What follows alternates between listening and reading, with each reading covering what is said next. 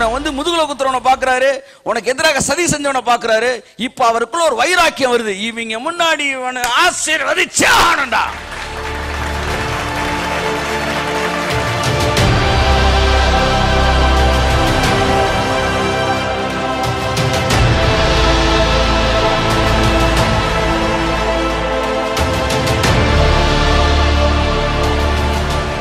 மனசாட்சி அங்கே நீதி இருக்கும் என்றால் உங்க மனசாட்சி ஸ்ட்ராங்கா இருக்கும். அதுதான் பைபிள் சொல்லுது, நீதி என்கிற மார்க்கவசத்தை தரித்து கொண்டவர்களாய் நில்லுங்கள். நெஞ்ச நிமித்தி நிக்கணும்னா நீதி அங்க இருக்கணும்ன்றார். இப்ப பழைய ஏற்பாட்டில் இருக்க பக்தர்களுக்கு அந்த நீதி இருந்தது. ஆனா அந்த நீதி எப்படி இல்ல, நிலையா இல்ல. எலியாட்ட நீதி இருந்துச்சு, நல் மனசாட்சி இருந்துச்சு, அதனால விசுவாசம் இருந்துச்சு. திடீர்னு அந்த மனசாட்சி என்ன செஞ்சிருச்சு, போயிருச்சு. ஏன்னா அந்த நீதி எல்லாம் என்ன நீதி, சுயநீதி.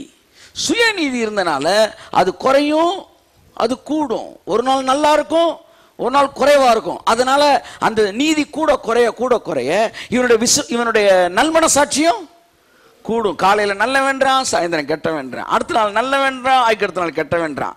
ஏன்னா இவன் எல்லா மனசாட்சியும் இவன் சுயநீதியை சார்ந்திருக்கு. அதான் எலியா சொன்ன அந்த வசனம், அந்த வசனத்தை வாசிமா, எங்க இருக்கு, திரும்ப அந்த வசனத்தை வாசிங்களேன். அந்த சுயநீதின்றது என்னன்றது நமக்கு தெரியும். 1 ராஜாக்கள் 19 வாசிமா. அவன் வனாந்தரத்தில் ஒரு நாள் பிரயாணம் போய் ஒரு சூரை செடியின் கீழ் உட்கார்ந்து தான் சாக வேண்டும் என்று கோரி, போதும் கர்த்தாவே, என் ஆத்மாவை எடுத்துக்கொள்ளும், நான் என் பிதாக்களை பார்க்கிலும் நல்லவன் அல்ல என்று சொல்லி, நல்லவன் அல்ல அப்படின்றார். அப்ப மனசாட்சி போயிருச்சுன்னு அர்த்தம். ஆனா இவர் தான் வந்து 14ஆம் அதிகாரத்துல சொன்னார், 17ஆம் அதிகாரத்துல சொன்னாரு, கர்த்தருக்கு முன்பாக நிற்கிறவனாகிய. ஆமா, சுயநீதியில் இருக்கணும். இதுதான் பஞ்சாயத்து. ஒரு நாள் பார்த்தா அங்க இருப்பான் நான் அப்படின்னா, அடுத்து பார்த்தா அப்படின்றான். 10ஆம் வசனம் வாசிமா. அதற்கு அவன், சேனைகளின் தேவனாகிய கர்த்தருக்காக வெகு பக்தி வைராக்கியமாய் இருந்தேன். அடுத்து, இஸ்ரவேல் புத்திரர் உமது உடன்படிக்கையை தள்ளிவிட்டார்கள், உம்முடைய பலிபீடங்களை இடித்து உம்முடைய தீர்க்கதரிசிகளை பட்டயத்தினால் கொன்று போட்டார்கள். பாருங்க, நான் கர்த்தருக்காக பக்தி வைராக்கியமா இருந்தேன் அப்படின்ற வார்த்தையே பழைய ஏற்பாட்டு வார்த்தை. எல்லாம் சொல்லுங்க, பக்தி வைராக்கியம். எல்லாம் சொல்லுங்க, ரொம்ப வைராக்கியமா பிரதர் அப்படின்னாலே பார்த்து இன்னும் கொஞ்ச நாள்ல நான் நல்லவன் அல்ல அங்க வரப்போறாருன்னு அர்த்தம். நான் கர்த்தருக்காக. எல்லாம் சொல்லுங்க, இது பழைய ஏற்பாடு. ஆமென். கர்த்தர் எனக்காக, கைத்தட்டு, இது புதிய ஏற்பாடு. நான் கர்த்தருக்காக அப்படின்ற எலியா சுயநீதி அங்கதான் நிக்குது. யாரெல்லாம் நான் கர்த்தருக்காக நான் கர்த்தருக்காக பழைய ஏற்பாடு.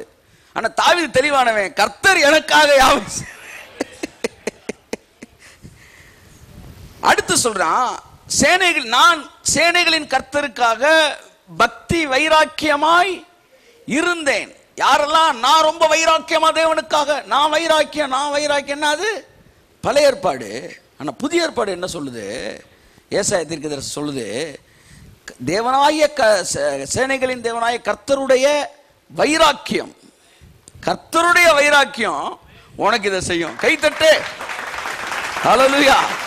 எலியா சொன்னா, ஏன் வைராக்கியம், கடவுளுக்கு நான் இதை செஞ்சேன்னு. ஆனா தீர்க்கதரிசி சொல்றான், கர்த்தருடைய வைராக்கியம் உனக்கு செய்யுண்டா. உன் எதிரிகளை பார்க்கிறாரு, உனக்கு பிரச்சனை பண்ணவனை பார்க்கிறாரு, உன்னை வந்து முதுகுல குத்துறவனை பார்க்கிறாரு, உனக்கு எதிராக சதி செஞ்சவனை பார்க்கிறாரு. இப்ப அவருக்குள்ள ஒரு வைராக்கியம் வருது, இவங்க முன்னாடி இவனை ஆசீர்வதிச்சே ஆகணும்டா.